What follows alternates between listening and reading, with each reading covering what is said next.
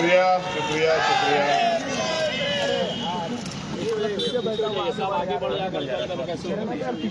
मैं सबसे पहले शुक्रिया अदा करता हूं भाई काशिफ रजा जी का और उनके तमाम साथियों का, जिन लोगों ने प्रयास किया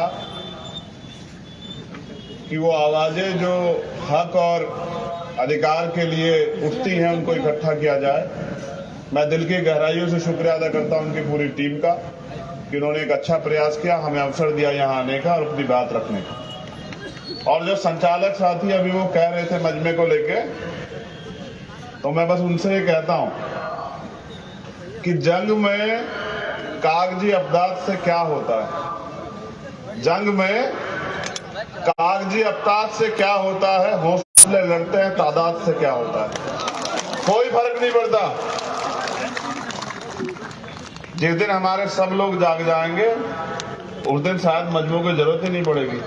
अभी जितने जागे हैं उतने प्रयास कर रहे हैं। तो बहुत बहुत शुक्रिया के साथ यहाँ मंच पर तशरीफ फरमा हमारे तमाम सम्मानित साथी जो पूरे मुल्क में अन्याय अत्याचार हक अधिकार के लिए संघर्ष कर रहे हैं, आवाम को तैयार कर रहे हैं। मैं दिल से उनका शुक्रिया अदा करता हूं कि वो सब यहां मौजूद हैं। वो कौम के भी रहबर हैं और हमारे भी सरपरस्त हैं,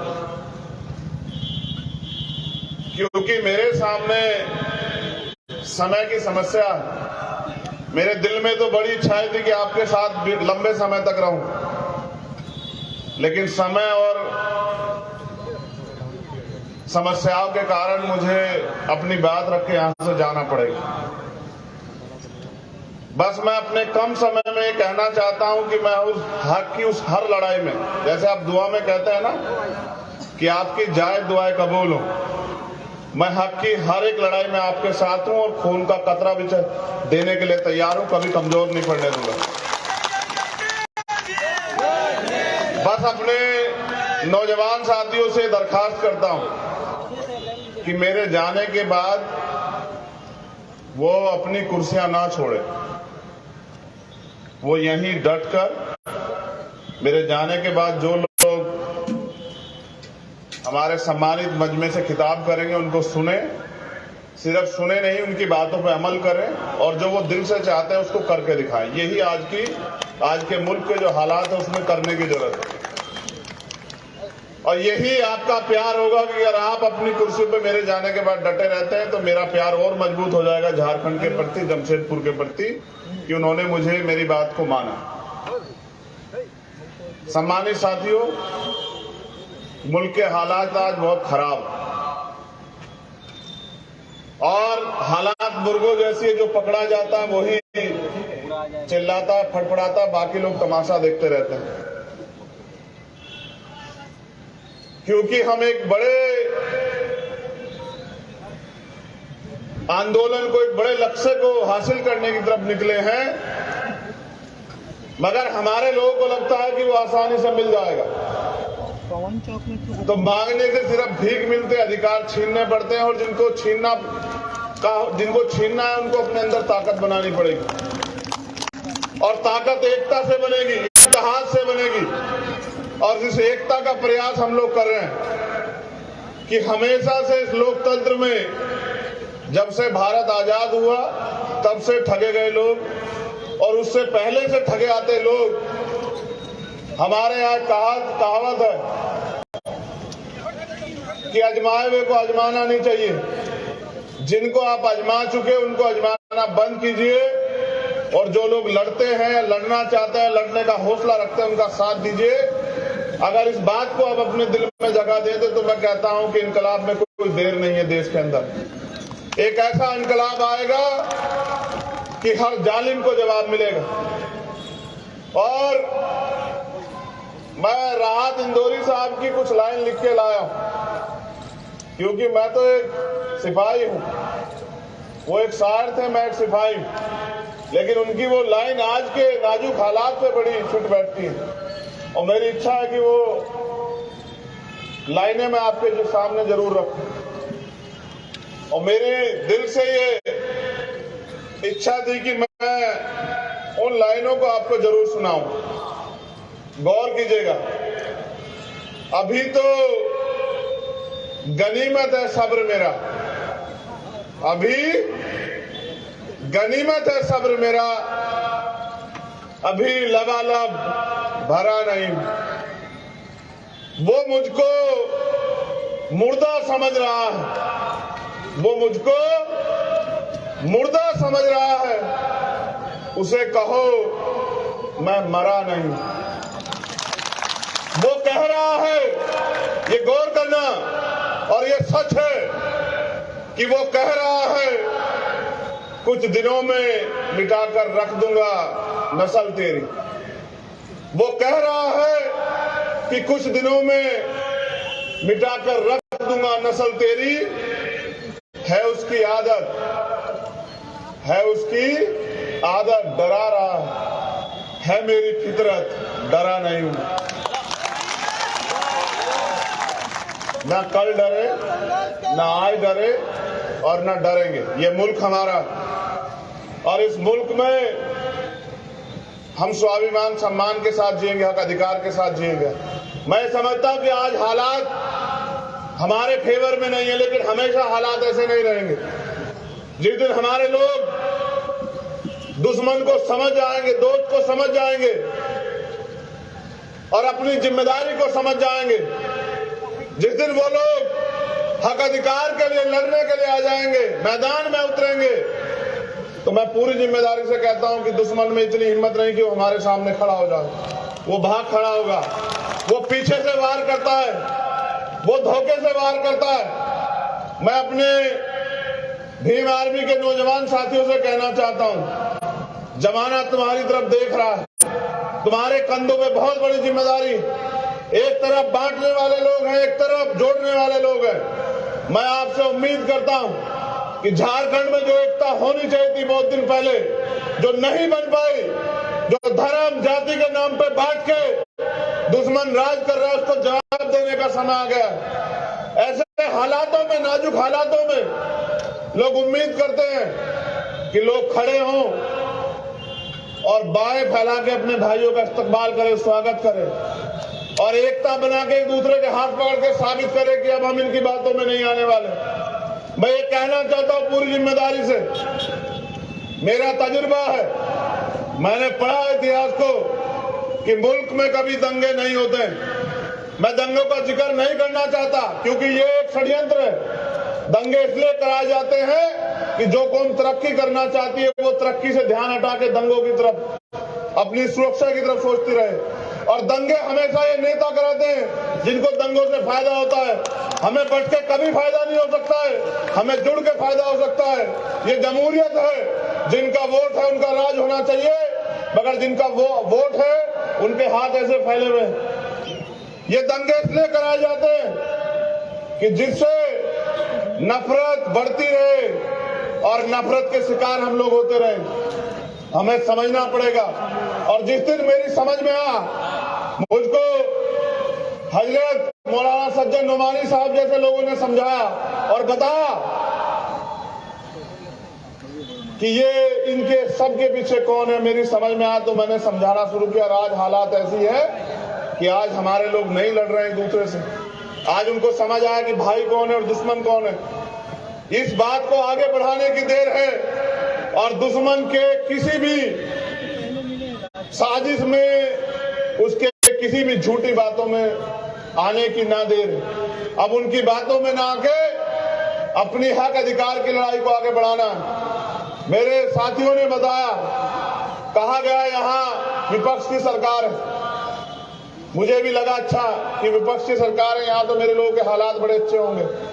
लेकिन जब मॉब लिंचिंग का डाटा देखा जाता है तो एहसास होता है कि वो जो केंद्र में सरकार बैठी और यहाँ की सरकार में के कारनामों में कुछ ज्यादा फर्क नहीं। इस सच्चाई को कहना पड़ेगा। मैं अपनी जबान पे ताला नहीं लगा सकता हूं।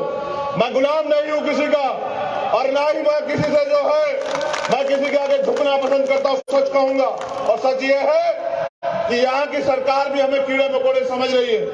उन्होंने जो वादे किए लोकतंत्र में इस चुनाव से पहले कि हम ये करेंगे, आज उन पे वो काबिल नहीं है। मैं यहाँ की सरकार को भी कह रहा हूँ कि वो अपने अंदर बदलाव करें, वो अपने वादों को, जो वादे उन्होंने किए थे आवाम से, उन पे खरा उतरे, वरना उस सरकार का भी सामना करना पड़ा तो सरकार का भी सामना करेंगे, अपने लोगों की आवाज को दबने नहीं देंगे।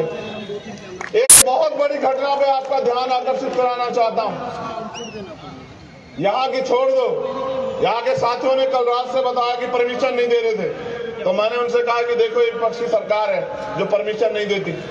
यहाँ जो बैनर पोस्टर लगाए गए थे उनको फाड़ दिया गया, तो हमने कहा कि उनको बैनर फाड़ने दो, हम उनके घमंड जो है वो फाड़ देंगे, जो घमंड अपने दिल में रखते हैं। हमारा भाईचारा जिंदाबाद था और जिंदाबाद है, लेकिन साथियों मैं जो इस मंच से कह रहा हूं उस पर अमल होना चाहिए। भारत के सुप्रीम कोर्ट में आरक्षण पर जो कैप थी, आपके एजेंडे में सबसे पहला मसला आपने रखा है कि ईडब्ल्यूएस का आरक्षण खत्म होना चाहिए। ये गलत है, वास्तविकता में गलत। लेकिन भारत के सुप्रीम कोर्ट में सर्वोच्च न्यायालय ने उसको मान्यता दी और कहा कि आज हमने 50% की कैप खत्म कर दी है। मैं इस मंच से कहना चाहता हूं कि मुल्क की तरक्की, मुल्क में रहने वालों की तरक्की, इस आवाम की तरक्की तब होगी जब इस आवाम के लोगों को हक अधिकार मिलेंगे, जब इस आवाम के लोगों को नौकरी मिलेगी, रोजगार मिलेगा, जमीन मिलेगी, आगे बढ़ने के अवसर मिलेंगे, तब जो है इनके हालात बदलेंगे। तो मैं मानता हूं कि जिसकी जितनी संख्या भारी उसकी उतनी हिस्सेदारी। संख्या के आधार पर आरक्षण इस देश में अब लागू होने का समय आ चुका है। चाहे वो मुसलमान की आबादी हो, चाहे वो सिख की आबादी हो, चाहे वो जैन की आबादी हो, चाहे वो दलित की आबादी हो, चाहे वो पिछड़े वर्ग की आबादी हो जिनकी 52% आबादी और झुंझुना 27% का वो भी पूरा नहीं मिलता, उसको लेके घूम रहे हैं। और इसके लिए जरूरत है कि मुल्क में जातिगत जनगणना होनी चाहिए। जब जातिगत जनगणना होगी तभी पर्दा खुलेगा कि किसकी कितनी संख्या और किसको मिला क्या देश में। आज हमें इस मुल्क में आजाद हुए 70 साल से ज्यादा हो गए, लेकिन अगर जातिगत जनगणना के आंकड़े बाहर आएंगे तो पता लगेगा कि हम पे कितने रोजगार, कितनी नौकरियां, कितनी जमीन है, कितना बिजनेस है, कितनी हिस्सेदारी हमें मिली है हमारे मुल्क में। देश आजाद हुआ, कमजोर रह गया, गरीब रह गया, जिन पे सामाजिक आर्थिक जो ब्राह्मणिकल सोशल ऑर्डर है उसके आधार पे जिनको अधिकारों से, पढ़ाई से, अवसरों से वंचित रखा गया, वो इसी हालात में पड़े रहे। और आज भी इसी हालात में कुछ लोगों के भरोसे, जिनको रहबरे कहते हैं, कि उन रहबरों के भरोसे वो जिंदगी बदलेंगे। कोई रहबर जिंदगी नहीं बदलेगा आपकी अगर आप अपनी लड़ाई नहीं लड़ोगे। मैं आपसे अपील करता हूं कि समय आ चुका है, उठ खड़े हो, इंतजार मत करो। ये हक अधिकार का समय है, ये अपने आने वाली पीढ़ियों को जवाब देने का समय है। अगर आज हम लोग चूक गए और मुल्क के आईन, मुल्क के संविधान पे जो खतरा मंडरा रहा है, अगर वो खतरा और मजबूत हुआ तो कल आने वाली पीढ़ी आपसे मुझसे हिसाब मांगेगी। मैं इस्लाम के मानने वाले लोगों से भी कहना चाहता हूं कि इस मुल्क का पूरे दुनिया में एक ऐसा मुल्क जो सबको बराबर का अधिकार देता है, जिसका संविधान, आज उस संविधान को कुचलने का प्रयास किया जा रहा है। आज हमें एकता बनाने की जरूरत है। जानवर भी समझते हैं, ये जो सम्मानित साथी बैठे हुए हैं ये गौर करें, जानवर भी समझते हैं कि जब आग लगी हो जंगल में तो सबको एकजुट हो जाना चाहिए, लेकिन आवाम नहीं समझ रही है, क्योंकि जो लोग खुद अपने निजी स्वार्थों में बांट के रखना चाहते हैं उनको भी जवाब देना पड़ेगा हमारे साथ साथ कि जब इस मुल्क में हमारे हक अधिकार, हमारा सम्मान, स्वाभिमान दांव पे लग गया था तब हमारे रहबर क्या करे थे जिनको कौम ने रहबर माना। तो जितनी जिम्मेदारी मेरी है उतनी आप सब लोग की और उतनी इन सब लोगों की है कि हम एक यूनाइट हो, इस देश के दलित, पिछड़े, आदिवासी, मुसलमान, जैन, सिख, बौद्ध एकजुट हो, भाईचारा बनाए और मिलकर अपने हक अधिकारों की लड़ाई लड़े। संविधान ने तो बहुत कुछ दिया है। संविधान ने अनुसूची 5 दी, इस देश के जल, जंगल, जमीन पे आदिवासी को हक दिया, लेकिन जितनी जमीन वो तैयार करता है वो लूट लेती है सरकारें और वो बेबस हो जाता है और अपने हक की आवाज उठा तो नक्सली कह के मारा जाता है। ये है मुल्क में हमें मिला है जो। अगर हम अपने अपने हक की लड़ाई लड़ते हैं तो झूठे मुकदमे, सीबीआई, ईडी की रेड और तमाम तरह के प्रयास करके हमें रोका जाता है। नहीं रुकेंगे, बिल्कुल नहीं रुकेंगे। और तब तक नहीं रुकेंगे जब तक इस गैर बराबरी को उखाड़ के नहीं फेंक देते, जब तक हम लोग आवाम में क्रांति नहीं पैदा करते थे। जैसे हम अंग्रेजों के खिलाफ लड़े तैसे इनके खिलाफ भी लड़ेंगे और इनको भी जवाब देंगे, क्योंकि हमें आज हमसे उम्मीदें की जाती हैं, उन उम्मीदों पे खरे उतरना है।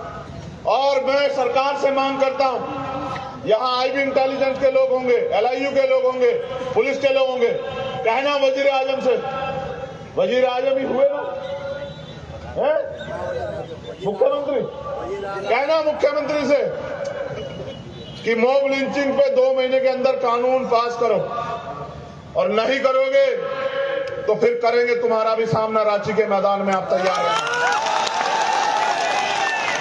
हक की लड़ाई में किसी के लिए कोई समझौता नहीं।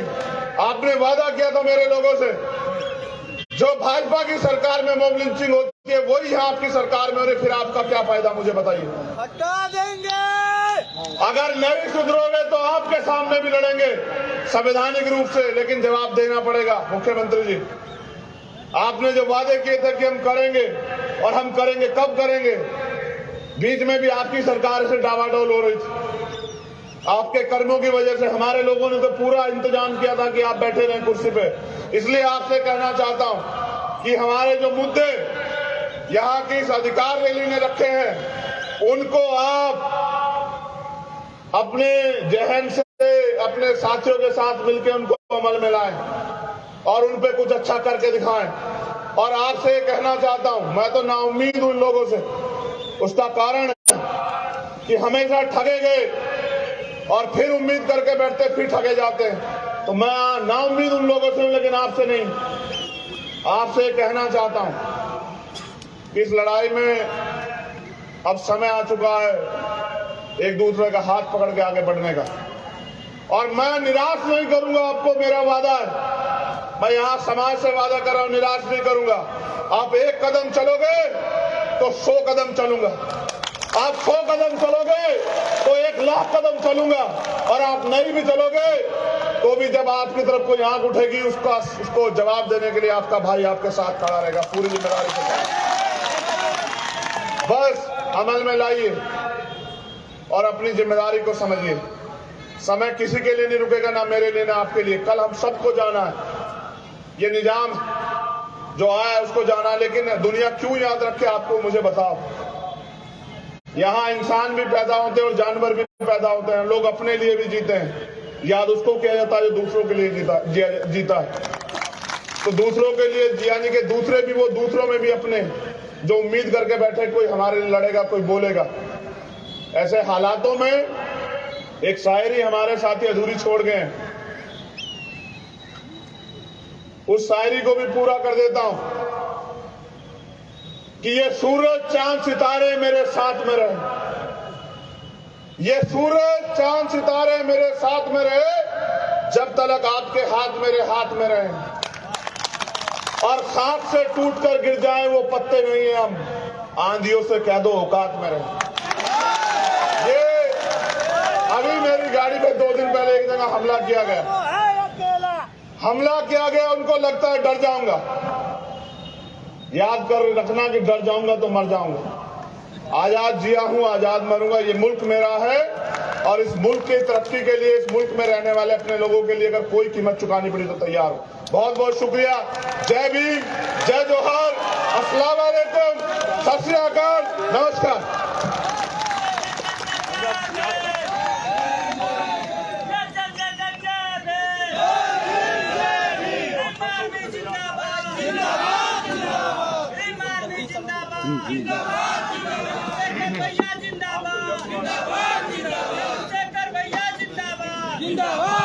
वापिस आओ, वापिस। देखो, जब तक नहीं जाऊंगा, मेरी फ्लाइट ही तो छूटेगी जब तक आप लोग अपनी कुर्सियों पे नहीं आओगे। जो वादा खिलाफी होगी फिर मोहब्बत टूट जाएगी। वापिस आइए, आज यही मोहब्बत है, यही दिखानी है। आप सब लोग वापिस आइए, वापिस अपनी जगह पे। अगर आप नहीं आएंगे तो मैं नहीं जाऊंगा, मेरा नुकसान होगा तो आप देख लो। मैं जबान का बड़ा पाबंद हूं और वो इतनी करता हूं जितनी कर सकता हूं। वापिस आइए अपनी जगहों पे। जब तक हमारे बड़े यहां नहीं बोलेंगे, जब तक ये मजमा समाप्त नहीं होगा, तब तक आप अपनी कुर्सियां नहीं छोड़ोगे। चलो अपनी अपनी कुर्सियों पे वापस। मेरा अनुभव है, मुझे पता है ना, तुम लोग मेरे जाने के बाद इधर उधर हो जाते हो, तो ये फिर इनकी लड़ाई कौन लड़ेगा जो भाई हमसे उम्मीद करके बैठा है। चलो वापस अपनी कुर्सियों पे। अगर मेरी फ्लाइट छूटी तो झारखंड के साथियों याद रखना, भीम आर्मी के, फिर बुलाते रहना, नहीं आऊंगा, फिर तभी आऊंगा जब कोई मुसीबत होगी। बैठो अपनी अपनी चेयर पे जाके, चलो वापस चलो, जल्दी तेजी से चलो। इनके अध्यक्ष चलो, बीच में जाके कहो उनको कि वो वहां रहे, जल्दी जाओ।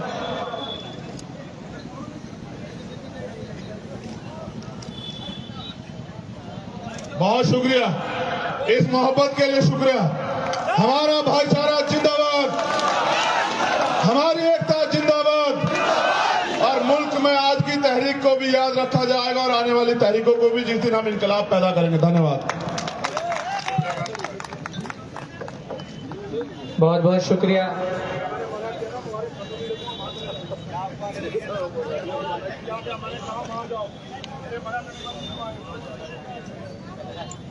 अब मैं बड़ी अदब और एहतराम के